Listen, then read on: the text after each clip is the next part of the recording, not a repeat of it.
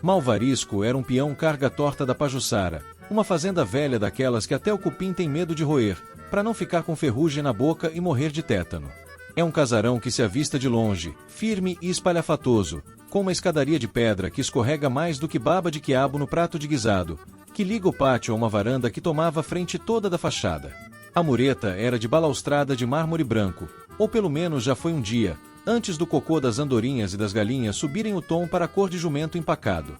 Do lado esquerdo do pátio espaçoso, ficavam os galpões, as baias, os currais, a casa dos peões, tudo funcionando direitinho no compasso do ritmo rural, até que, do nada, a coisa desandou.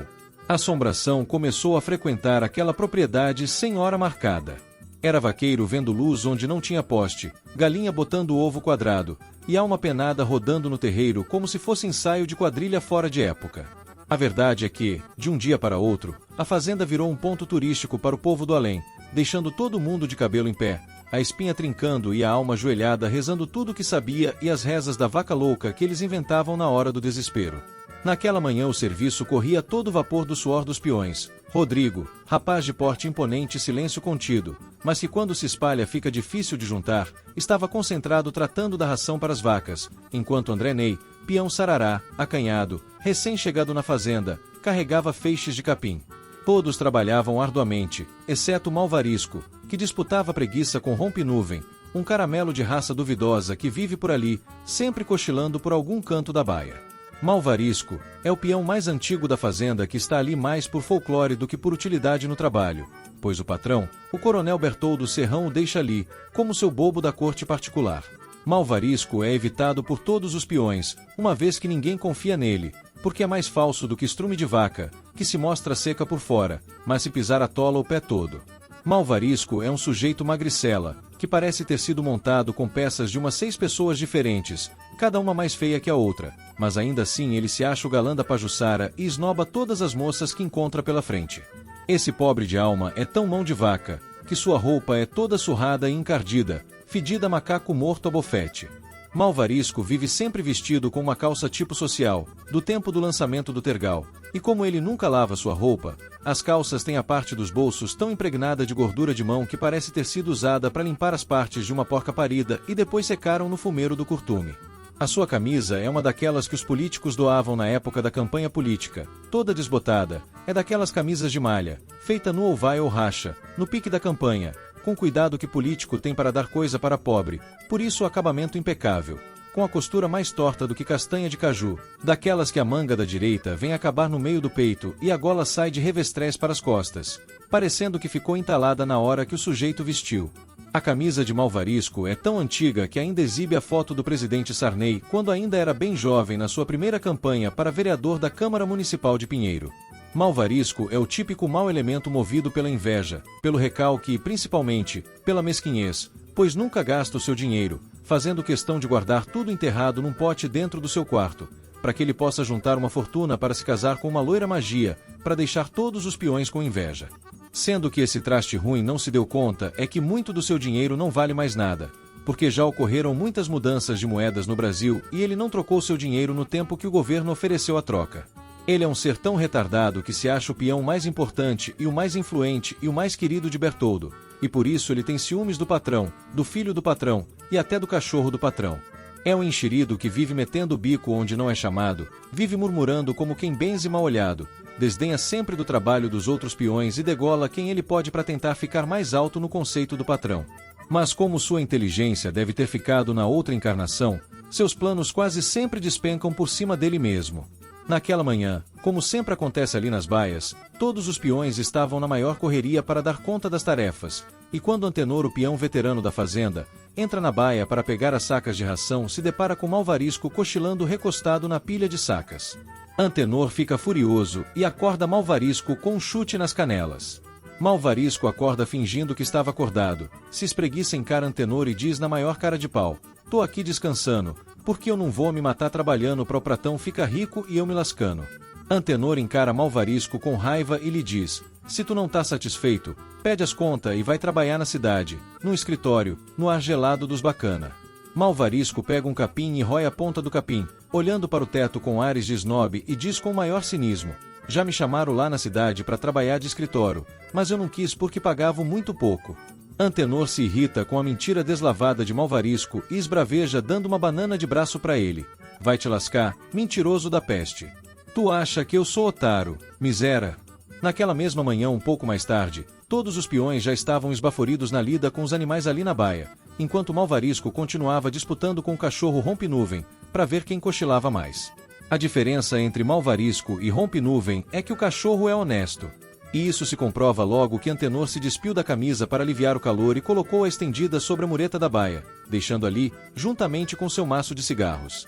Foi só Malvarisco avistar os cigarros que ele se esgueirou para perto da camisa e, ao ver que os peões estavam todos de costas para ele, pegou logo alguns cigarros. Enquanto dizia em voz alta, mas sem nenhuma convicção, eu digo para vocês uma coisa, se tem uma raça de gente que eu não suporto é gente desonesta e ladrão. Mas o que ele não contava era que Rodrigo já estava colado no seu cangote sem lhe dar chance de qualquer coisa que não fosse devolver os cigarros de Antenor. Malvarisco ficou muito sem graça, retirou os cigarros do bolso, colocou todos no maço e seguiu desconfiado para a porta, resmungando baixinho, pois ele tem verdadeiro pavor de Rodrigo, desde que viu aquele jovem peão bater em 3 peões de uma vez só, numa briga que ele travou contra aqueles sujeitos no rodeio que teve na fazenda. Certo dia, no final da manhã, após uma lida tensa nas baias, Rodrigo, Antenor e outros 6 peões foram tratar da vacina do gado, deixando André Ney cuidando da limpeza de uma das baias, quando Malvarisco deu as caras na baia. O infeliz estava tão bêbado que achava que o chão era de gelatina, e a baia era de outro planeta. André Ney que varria o chão apressado querendo acabar logo aquele serviço e correr para a casa dos peões, tentando evitar a fila, que a peãozada forma todo dia, na porta do banheiro antes da hora do almoço. Contudo, o jovem peão teve que parar seu serviço para não levar Malvarisco no lixo, porque ele se plantou bem no meio do seu caminho e se dirigiu para André Ney, fazendo uma pose de muita autoridade, dizendo, André Neuto. É isso aí. Se não fosse eu, nada aqui nessa fazenda funcionava direito. André Ney pegou firme o cabo da vassoura com ódio nos olhos, pronto para quebrar o cabo nos chifres de Malvarisco, mas justo nessa hora, Bertoldo Serrão apareceu, e ao encarar Malvarisco ficou tomado pela fúria, e ficou mais possesso quando sentiu o bafo de Malvarisco, parecendo uma nuvem tóxica de cachaça azeda com carniça de gambá. Aquele fedor deixou Bertoldo ainda mais furioso e por isso ele deu um berro medonho em cima de Malvarisco. Ô bafo infeliz, desgracento. Trata de salvar a tua alma, porque o teu corpo já tá podre. Cruz credo. Bertoldo se benzeu e depois se voltou para André Ney e lhe disse com calma, eu botei esse infeliz para avaliar o teu serviço e olha o estado que essa praga me aparece. André Ney, constrangido, terminou a faxina e tentou fugir dali levando o carro de mão e a vassoura. Mas ao passar por Bertoldo, o velho coronel segurou o ombro dele e lhe disse com calma, espera aí que eu quero falar contigo agora, peão. Bertoldo sabia o quanto aquilo azucrinava a alma penada de Malvarisco. André Ney ficou parado, com Bertoldo segurando seu ombro, e aquilo acendeu um vulcão de ciúmes em Malvarisco, que gritou ensandecido de raiva de André Ney, dizendo, eu fiz a avaliação desse peão, meu pratãozinho do meu coração de Jesus, e sem força para ficar de pé, o velho patusqueiro foi escorregando pela parede até se sentar no chão, tentou tirar o chapéu para cumprimentar Bertoldo, mas o bicho estava tão ceboso que escapuliu da mão dele e caiu bem nos pés de Bertoldo. Malvarisco tentou engatinhar feito uma gata velha, para pegar o chapéu, mas Bertoldo despachou o chapéu fedorento com um bicudo, rebentando o chapéu velho de Malvarisco que ficou pior do que ninho de passarinho que foi rasgado por gavião. Naquele momento Bertoldo já estava perdendo as estribeiras e deu grito insano encarando Malvarisco com muita fúria. A vontade que eu tô é de te dar um pontapé, no meio das fuças, seu nojento. Na mesma hora Malvarisco achou melhor se fingir de sonso e ficar sentado com cara de cachorro pidão, se sentindo cada vez mais agoniado, e para tentar se livrar da fogueira e jogar André Ney para dentro dela, ele mandou essa lapada na maior cara dura dizendo com a língua mais arrastada do que porta com defeito na dobradiça velha, pratãozinho do céu. Eu avaliei esse peão aí, meu pratãozinho do meu coração de Jesus, mas esse peão é ruim pra molesta. Bertoldo olhou para André Ney, piscou o olho para ele sem Malvarisco ver e indagou com sarcasmo. Por que tu diz isso, Malvarisco? Malvarisco se sentiu a última Coca-Cola do deserto, ao ver Bertoldo aliviar o tom da voz. E convencido de que Bertoldo estava acreditando no que ele dizia, o velho salafrário continuou com muita ênfase. Eu digo isso porque ele é ruim pra peste. Pode mandar ele-se embora que não serve nem pra varrer capim seco. Malvarisco ainda teve a cara de pau de encarar André Ney com raiva, antes de engatinhar de volta pra parede feito uma lagartixa derrotada. Só que Bertoldo já tinha gasto sua última dose de paciência e deu um checkmate em Malvarisco perguntando-lhe com firmeza: se ele é tão ruim, como é que isso aqui tá limpo do jeito que eu gosto?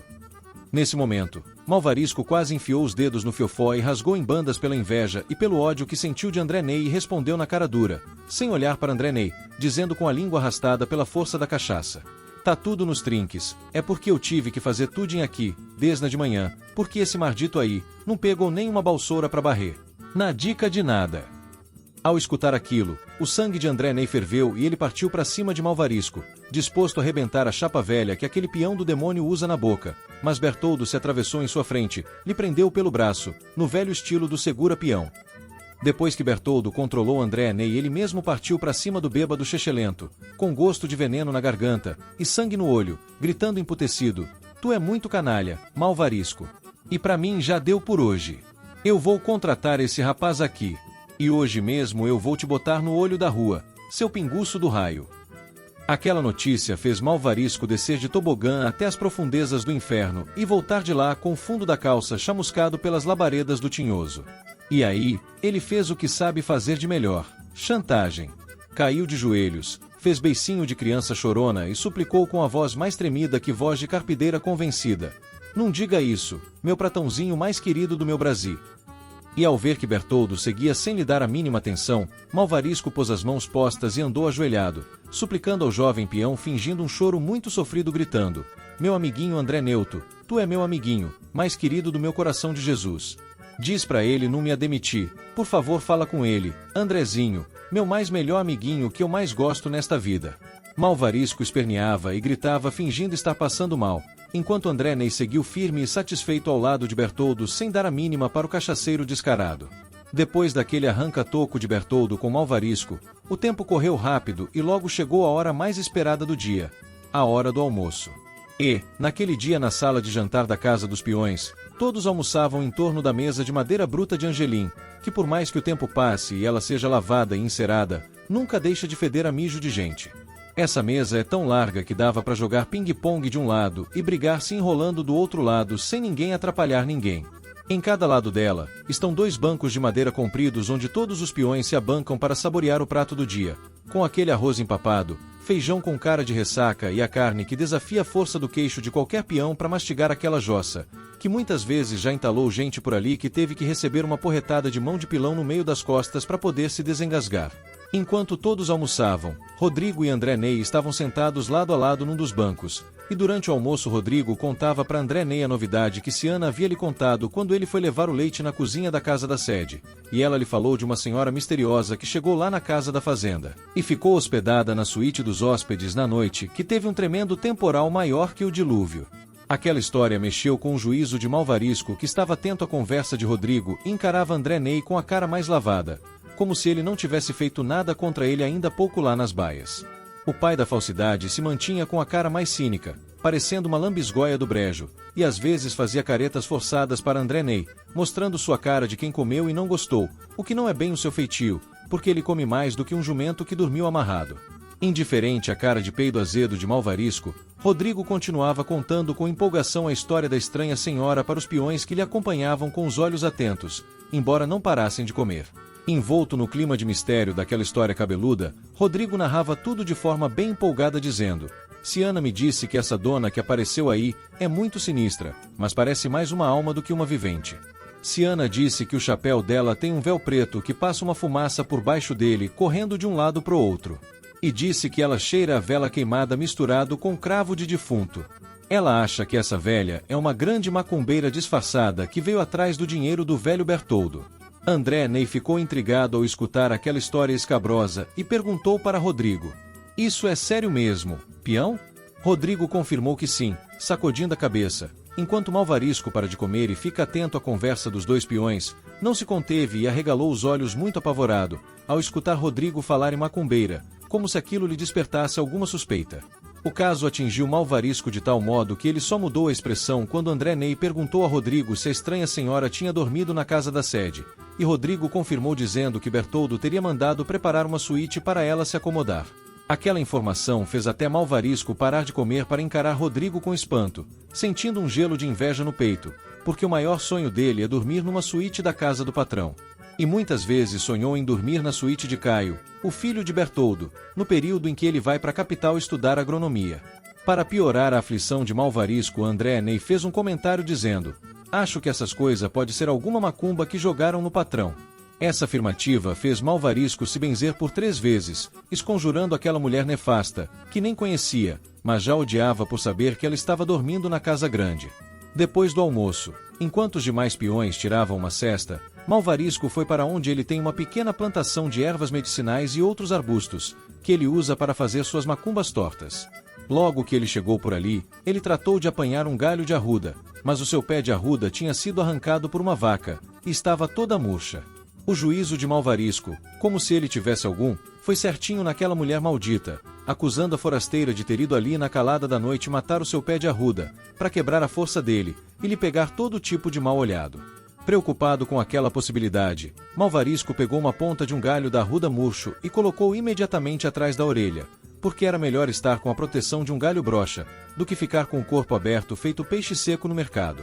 Naquele instante Malvarisco jurou que aquela velha chapelenta, aquela vigarista, ia pagar tudo para ele e disse a si mesmo em tom bem convicto: "Eu não fui com a cara dessa gambá azeda. Ela deve de ser uma bandida muito nojenta e danada para roubar as coisas dos outros."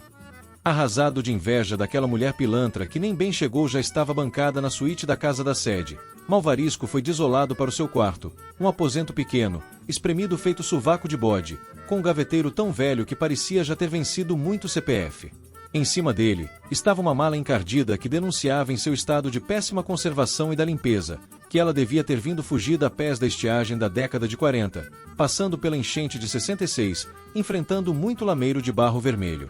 Ao lado da mala estava uma lamparina, daquelas que só acende com promessa para as almas do purgatório e só se apaga com o sopro das almas penadas. A velha lamparina de pavio torto parecia estar mais disposta a fazer treva do que luz. E bem no meio do cômodo, reinava absoluta uma rede de dormir mais velha que a mãe de Matusalém, e mais suada que bunda de vaqueiro em fim de vaquejada. A precária rede ficava estendida de parede a parede, e era responsável por aromatizar o ambiente com seu fedor de pinto sujo, misturado com nhaca de fumo de rolo temperada com odor fedido de alho, misturado com caatinga de suvaqueira azeda. Sempre que Malvarisco se deitava, as escápulas ficavam rangendo mais do que porta de castelo de vampiro.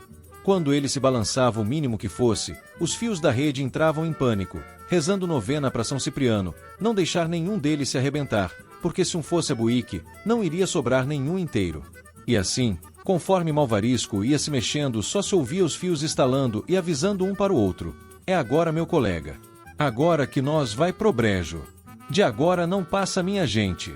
E naquela hora, tentando aproveitar o pouco que ainda restava da cesta, estava Malvarisco, feito galo de campina em dia nublado, sentado na rede, se balançando de leve temendo a fraqueza dos fios da rede, ao mesmo tempo em que ia maquinando uma cilada para acabar com Martiniana, resmungando consigo mesmo: "Essa velha miserenta lascou meu pé de arruda, mas eu vou acabar com a raça dessa gambá chapelenta da muzenga. Ela vai ver com quantos paus se faz uma cangalha."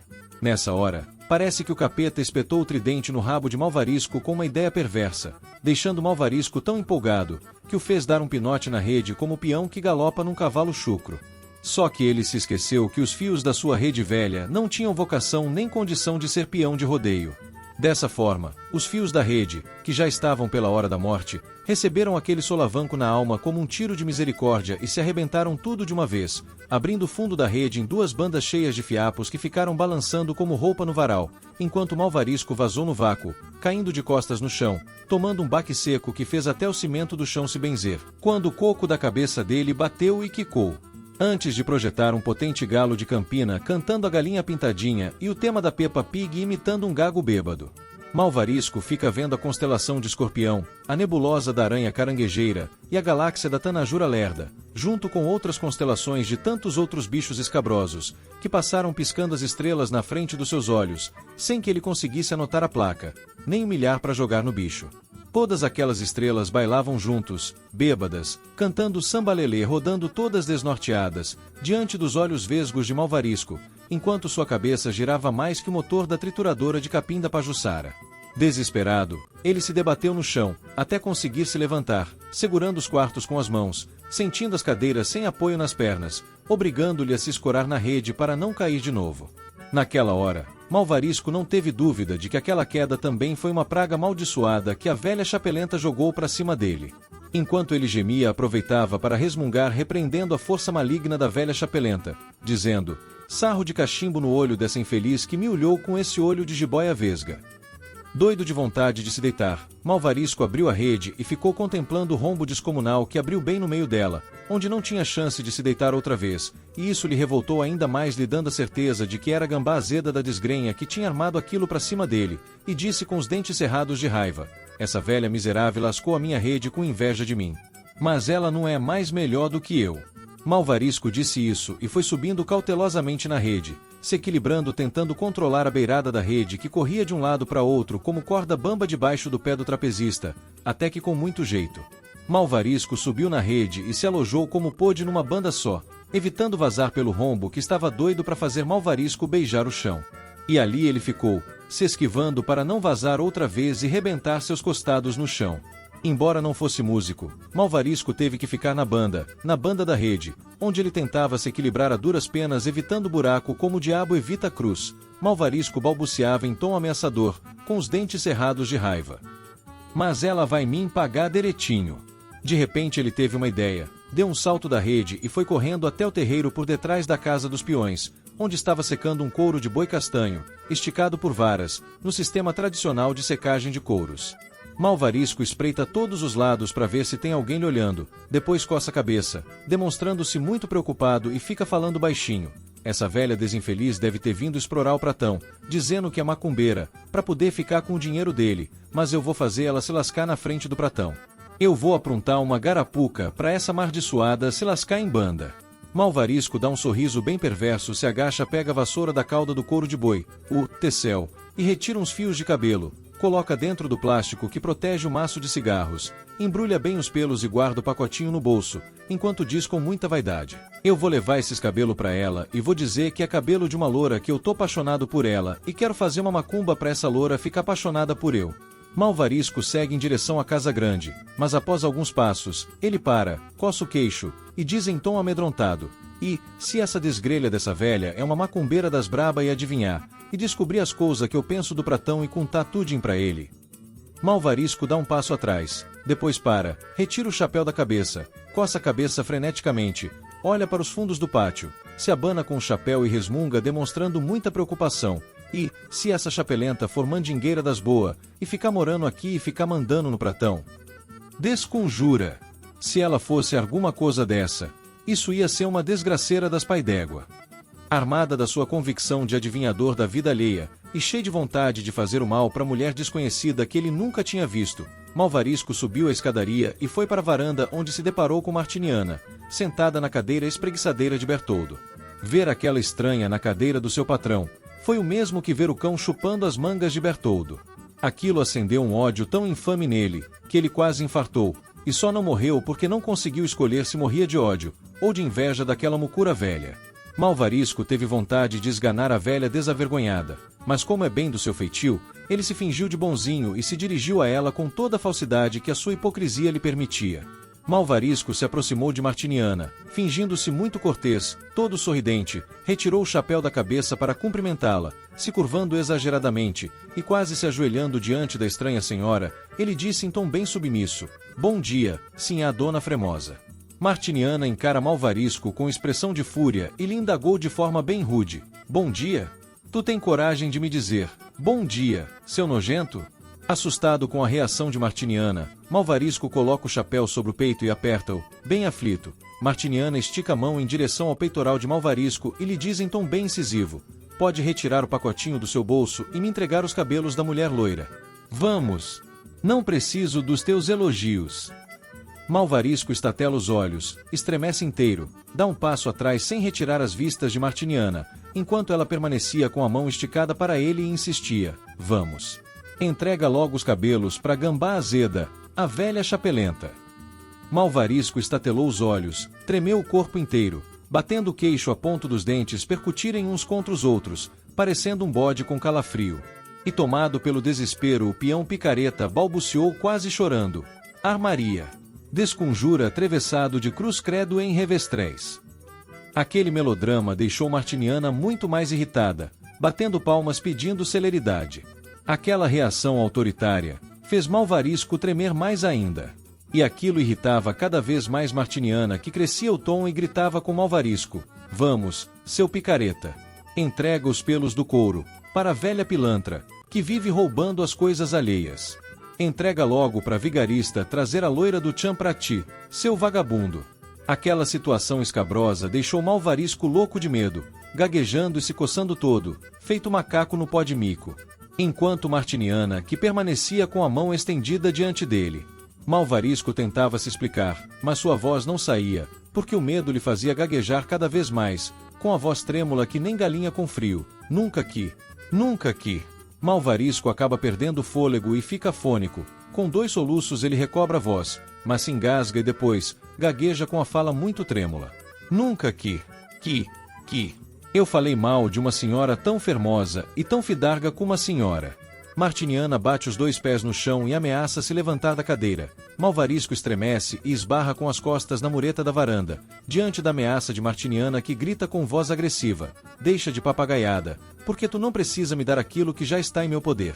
Para desespero de Malvarisco, Martiniana retira o pacote com os pelos de dentro do sutiã e mostra para ele. Aquela situação deixou o peão carga torta em pânico, se apalpando todo, sem crer que aquele desastre era de verdade. Ele se tremia todo, depois se benzeu de revestréis e balbuciou com a voz trêmula de medo: "Deus me a defenda, dona moça. Que desgraceira é essa? Esse coso tava aqui no meu bolso agorinha." Martiniana guarda o pacotinho dentro do sutiã e encara Malvarisco com sadismo dizendo: "Fica tranquilo, porque eu vou fazer essa loira ficar apaixonada e correr atrás de ti, ainda hoje." Malvarisco se ajoelha, apavorado, com as mãos em posição de súplica, diante de Martiniana, implorando com a voz quase embargada: "Mas Eunino queria mais para a senhora fazer nadinha." Martiniana dá uma gargalhada sádica e se balança na cadeira, encarando Malvarisco com desdém, enquanto lhe diz em tom bem sádico: "Agora é tarde. A encomenda já está pronta, cheia de amor para te dar." Ao terminar de dizer isso, Martiniana freia bruscamente o movimento da cadeira com os pés, encara Malvarisco com muito ódio e esbraveja: "Agora te levanta daí e some da minha frente, seu velho picareta." A essas alturas do campeonato do desespero, Malvarisco tremia por inteiro, tentou se levantar por 3 vezes, mas caiu de 4 feito uma vaca capenga, se ajoelhou e pôs as mãos em súplica, encarando Martiniana com expressão de puro pânico, dizendo quase chorando: "Por amor de São Supriano, não me desgrelhe, mais do que eu já tô desgrelhado, dona moça." Indiferente, e sentindo verdadeiro prazer em hostilizar aquele peão abusado, Martiniana olhou para Malvarisco com muita raiva e lhe disse aos berros: "Dane-se, seu pilantra maligno. Faquio barracation now e agora some da minha frente, infeliz." Martiniana voltou a se balançar na cadeira e fingiu observar displicentemente a estrada do campo, como se ignorasse a presença indesejada daquele peão abominável. Enquanto Malvarisco estava totalmente tomado pelo pânico infernal que rondava sua alma penada.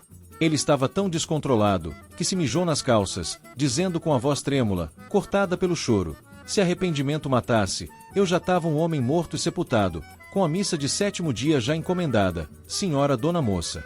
Nesse instante do desespero do velho peão, Rodrigo subiu a escadaria e se deparou com Malvarisco, ajoelhado diante da cadeira de Bertoldo vazia e, ao ver aquela cena patética, ele dá uma boa risada, e indaga: "E aí, Malvarisco do capeta? Tu ficou doido, falando sozinho, demônio?" Malvarisco se voltou para Rodrigo, fingindo estar indignado, e se reportou a ele com muita empáfia, dizendo: "A respeito à autoridade, peão. Tu não vê que eu tô falando com a madama Firdalga?" Rodrigo fez um gesto rodando o dedo indicador em volta da orelha, sugerindo que Malvarisco estava maluco, enquanto lhe disse em tom jocoso: "Tu tá peidado da ideia, estupor. Vai procurar te tratar, seu nojento." Nessa hora, Malvarisco se voltou para a cadeira onde Martiniana estava sentada e, ao se deparar com a cadeira vazia, o peão carga-torta sentiu o frio do gelo da morte espetar seu cangote. Malvarisco foi tomado por um pânico medonho, e deu um pinote para tomar impulso e correr desajeitado como uma mucura parida, mas as suas pernas falharam e ele caiu de cara esparramada no chão, se debateu contra si mesmo tentando se levantar, mas se desequilibrou e foi esbarrar outra vez com a cara na mureta da varanda, onde ele apoiou a mão e conseguiu avançar indo aos trancos e barrancos, descendo a escadaria correndo, mas ele escorregou no meio da escada, perdeu o equilíbrio e saiu caindo. E se levantando, catando o cavaco até se estatelar no meio do pátio. Malvarisco tentou disfarçar a queda, para desqualificar as gargalhadas que Rodrigo estava dando, mas o couro do boi lhe surpreendeu dando um salto por cima da cerca do curral, indo aterrissar bem no meio do pátio antes de avançar correndo para alcançar Malvarisco. Quando o velho patusqueiro avistou o couro de boi, ele se levantou de forma estabanada e correu trôpego, esconjurando, crendos Pai, do Filho e do Espírito Santo. E correu alucinado para a casa dos peões. Em segundos Malvarisco entrou no seu quarto parecendo um corisco desgovernado. Bateu a porta, trancou a fechadura com pressa e se jogou de uma vez para dentro da sua rede, mas ele se esqueceu do buraco e passou batido pelo rombo no fundo da rede e caiu feito uma jaca do bago mole, dando com as costas no chão, debaixo da rede. Malvarisco apalpou as costas fazendo muitas caretas provocadas pela dor infernal que ele sentiu no esqueleto dorsal, quando se virou para apoiar as mãos no chão, para se levantar. Depois de muito se retorcer para botar a carcaça em ordem, mas convencido de que apostemou as costelas, ele decidiu ir para a quitanda de Carrapato que fica do outro lado da enseada da fazenda, para tomar umas pingas temperadas com arnica para tratar o estrago deixado pela queda. Logo ele chegou na quitanda de Carrapato, um local tão apertado que o ar só entra com senha temporária. Nas paredes precárias de taipa, estão duas prateleiras de tábua vencida, que sustentam garrafas por pura obra da misericórdia divina, pois restam só as cascas da madeira brocada pelos cupins. Em cada prateleira tem uma garrafa de pinga suspeita e algumas latas de sardinha vencidas. Logo abaixo das prateleiras está uma mesa que as pernas requebram mais do que a loira do tchan. Sobre aquela mesa rebolante, Carrapato mantém uma bacia velha com água turva, onde ele jura que os copos são lavados.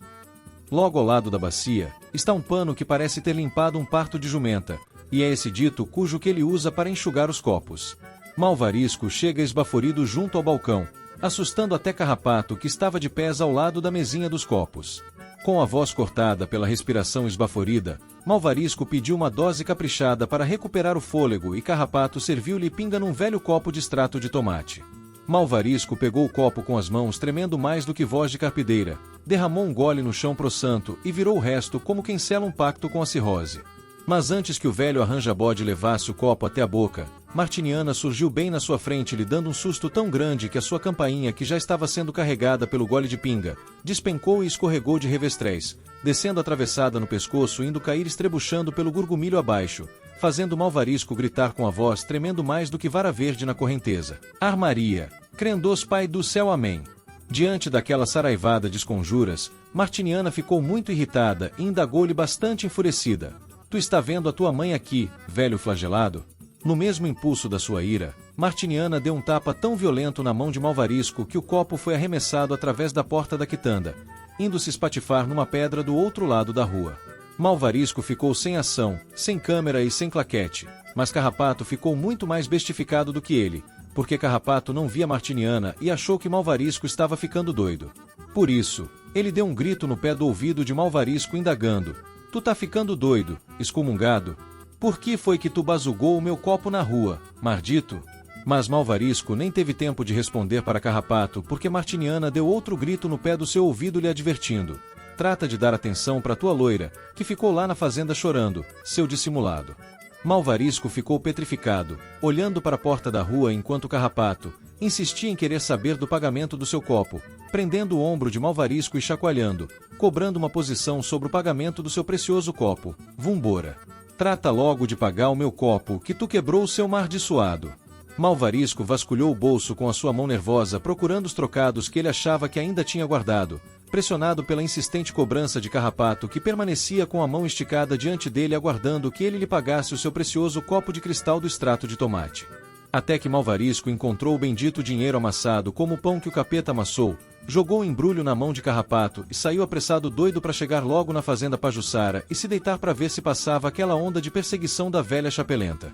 Logo que entrou no seu muquifo, o velho peão trambiqueiro se deitou na sua rede, mas não conseguiu se acomodar direito porque teve que ficar se equilibrando na beirada da rede, parecendo uma bailarina de circo pinico sem tampa quando está na corda bamba.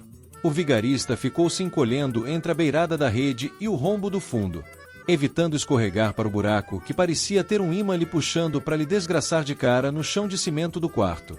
Diante daquela tensão insana, ele teve muita dificuldade para começar a cochilar, e quando ele pensou que estava caindo nos braços de Morfeu, escutou alguém dar algumas batidas fortes na porta do quarto, como se um boi estivesse batendo a testa contra a porta. Malvarisco sentiu a sua alma sair do corpo e se jogar num poço de espinhos molhados no álcool, de tanto arrepio que ele sentiu ao escutar aquelas batidas sinistras. E depois de tremer feito gemido de cabrita com cãibra, ele murmurou para si mesmo sentindo um mau agouro batendo naquela porta. Não deve de ser aquela velha chapelenta que tá batendo, porque ela entra sem abrir a porta. Só sei o é que coisa boa é que não é. Malvarisco mal teve tempo de recuperar o fôlego e foi logo atordoado por mais outras pancadas violentas contra a porta, e dessa vez, as batidas estavam muito mais fortes, demonstrando que quem quer que fosse, estava com muita pressa de ser atendido. Malvarisco tentou se cobrir com a beirada da rede, mas seus quartos escorregaram para dentro do rasgo da rede e ele passou batido feito um curisco lesado indo estatelar os costados no chão. Mas naquela hora, ele não teve nem tempo de localizar a espinhela caída, nem a campainha destrambelhada, porque o seu medo era quem estava comandando seu destino. Assim, diante do pavor daquela hora, Malvarisco se levantou rapidamente como quem rouba fruta no vizinho, e retirou a rede das escápulas, embolou a rede velha, a colocou no chão, ao lado do gaveteiro, e rápido como um gato na frente de um pitbull ele se sentou no chão, se cobriu com a rede e se encolheu todo, até ficar parecendo com uma rosca de polvilho do inferno. Naquele momento ele estava totalmente dominado pelo pânico que aquelas pancadas na porta lhe causavam, pois elas estavam cada vez mais fortes e ameaçadoras. A estas alturas o coração de Malvarisco já não batia mais, só apanhava capotado no tatame à beira de um nocaute técnico.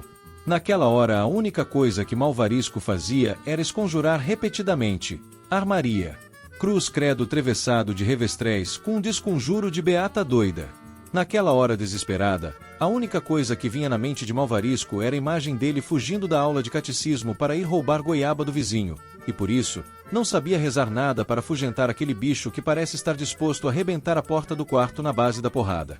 Enquanto o velho arruaceiro se lamentava, as batidas na porta foram aumentando, até que um dos golpes rebentou os caixilhos da porta e uma bruta pancada de misericórdia arremessou a porta contra a parede dos fundos do quarto, deixando um rombo aberto no lugar da porta, por onde o couro de boi invadiu o quarto e avançou para cima de Malvarisco, obrigando-lhe a dar um salto de banda, driblar o couro, pegar rapidamente a lamparina sobre o gaveteiro, correr para a porta e seguir feito um rojão desgovernado pelo corredor, correndo na frente do couro assombrado. Malvarisco correu mais do que notícia ruim, atravessou o pátio num pulo e chegou na porteira antes da luz da lamparina. Mal ele pegou a tranca da cancela e o couro já vinha bem no meio do pátio, louco para alcançá-lo. Malvarisco se benzeu umas 3 vezes, mas já estava tão atordoado que tentava fazer o sinal da cruz, mas sua mão só conseguia desenhar o rascunho de um redemoinho bêbado, enquanto o couro avançava virado no catiço, escavando o chão com as pontas das pernas dianteiras, espanando areia para trás, como o touro faz nas touradas, para ameaçar os toureiros. A única coisa que sobrou para Malvarisco foi arremessar a lamparina violentamente contra o couro. No impacto desesperado a lamparina se espatifou, espalhando querosene que se incendiou e transformou o couro numa imensa tocha que ficou rodando em círculos como um gato tentando pegar o próprio rabo. Malvarisco aproveitou aquela folga e correu feito um louco indo para o meio do campo, mas logo o couro em chamas correu atrás de Malvarisco, numa perseguição sem trégua, até que eles chegaram às margens de um rio. Mesmo não gostando de tomar banho, principalmente de noite, Malvarisco não teve outra alternativa, que não fosse se jogar no rio e nadar para outra margem. Mas para seu completo desespero, o couro em chamas também se jogou no rio e nadou com muita destreza perseguindo o velho peão. Malvarisco já estava quase alcançando a outra margem, mas no exato momento em que ele toma pé, para sair da água uma grande sucuri surge da água e dá um bote abocanhando a sua cabeça, se enrosca no seu corpo e puxa-lhe para o fundo do rio.